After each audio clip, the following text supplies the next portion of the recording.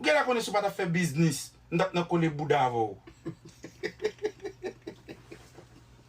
Abaye oui. Si ça me dit ah oui. Non, abaye oui. Si depuis pas plever les gens va coller bouda.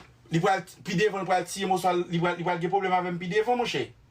Oh. Pas jamais faire bagay ça non mais là. Oh, si ça me dit on ko ba outil là. Pas jamais faire action ça. Ou pas ka zanmi, ou parler à tout le monde parce que pas gen moun passer moun. Ou ba tout le monde respect pas gen moun passer moun. Mais ou pas ka nan manger boire avec un monde qui pas régler cap gratter senti. Oh! 2000 on fait succès puis goel moun c'est moun dans la pied. Parce que moun pral dire comme ça, comment faire te bien mériser ou pas régler mais mériser pour aller. Ça met ton gros dans quel li tuyo.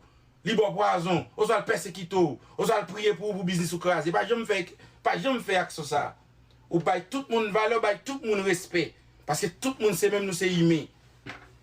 Mais moun pour qui n'entourage ou ka manger boire avec c'est moun qui fait effort même j'avou.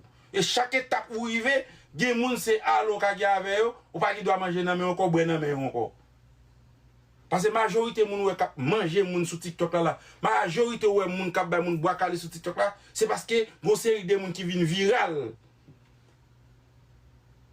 Gon série de moun là wè y a bay boire calé sur réseau, c'est parce que c'est pas comme ça ou te vloyer.